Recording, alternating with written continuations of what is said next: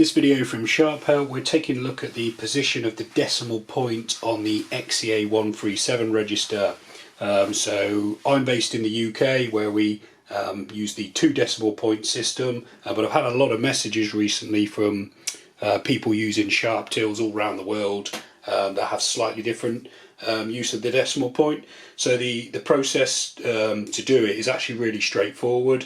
It's something I've never done a video on before, because of course you get, when your country does something one way and it works for you, you kind of forget that other people have a different view of things and have a different approach to things. So my understanding of how it all works is that the tills as standard have a 2 decimal point system, which is what we use in the UK.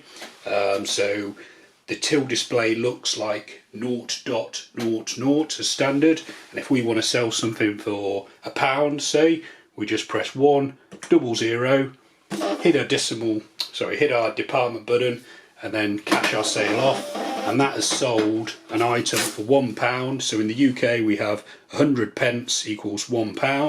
To give you an idea, at the moment in the UK in July 2022, a bottle of milk, 2 litre bottle of milk, will be about £1.45, I guess. A loaf of bread would be about £1.60, £1.70. If you were having your hair cut at a barber's, a gents barber's, you'd be looking to pay outside of London about a tenner, so £10. So if you were selling 135, 135, your bottle of milk, 165 for your loaf of bread, and then maybe £10 for a gents haircut outside of London. Yeah, so that's how the tills are set up.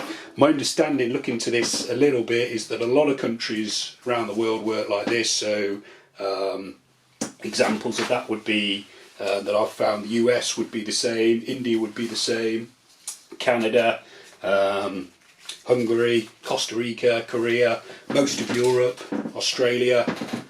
So plenty of countries work that way, but there's quite a few that don't. So you seem to have countries like Iceland, Japan, Chile, Rwanda, Uganda, Paraguay, and there's plenty more that have no decimal places. And then there's a few like Iraq, Libya and Kuwait that have 3 decimal places. So I'll show you how to do it, how to change the decimal place. What would be useful is, if you've got access to the manual, the crucial pages I'm getting all this information from is page 53. So at the top half of page 53 you've got a flow chart, which is what I'm going to follow, and then on page 54, so the following page, certainly of the UK version of the manual, you have this chart here, other programming, job code 61. So when you combine the flow chart with this other programming job code, the key one that I'll be looking at is the position of the decimal point. So you basically have a choice from 0 to 3, with the default being 2, which is how we have it in the UK. So I'll now run through how to change it. I'll do a couple. So to start with, I'll move the decimal point basically so there isn't one. So that'll be for countries like Uganda, Senegal, Rwanda, Japan, Chile and so on. If I get anything wrong, by the way, feel free to message me, or you feel like I've missed your country out and you have yours set up a different way, send me a message through YouTube and I'll run through that. But this process now will get rid of the decimal point.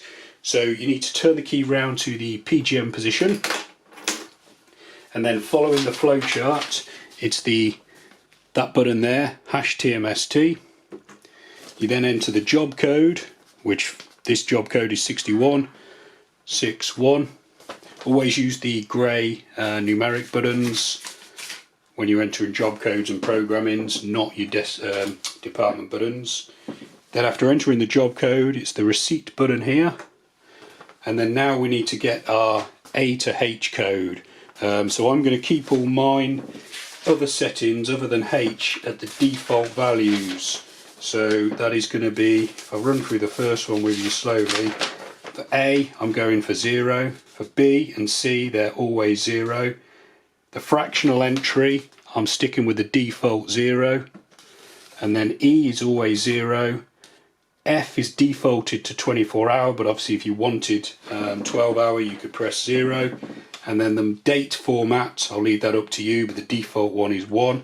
And then the only one I'm going to do any difference is this final one, which is the position of the decimal point. So to get rid of the decimal point entirely, it would be 0.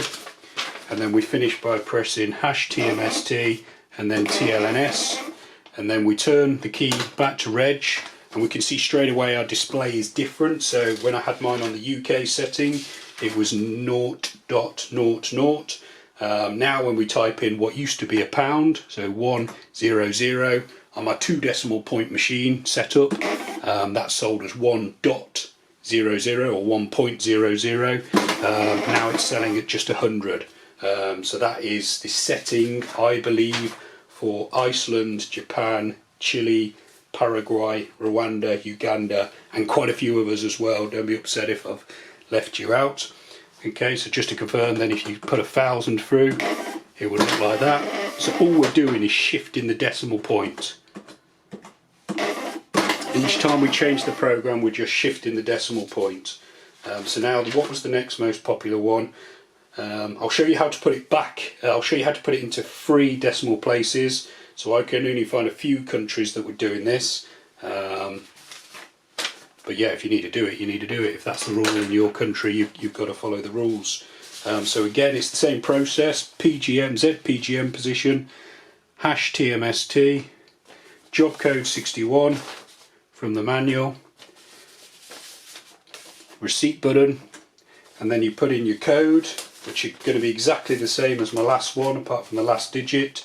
So it's 000011.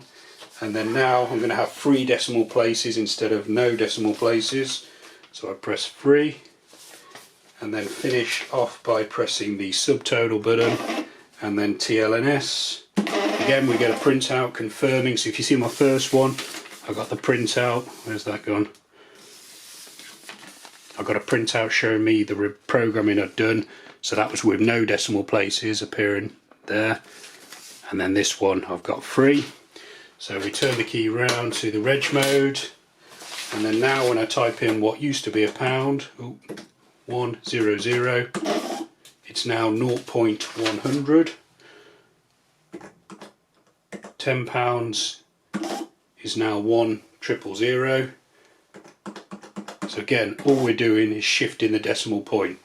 So if that works, what I'd recommend doing is, obviously you can change where the decimal point appears and then put through a test sale, and if it's not right for you, refer back to the manual. I'll now finish by showing you how to put it back to the UK setting, what I'm used to using, which is how it is out the box, certainly when we sell them in the UK and Europe.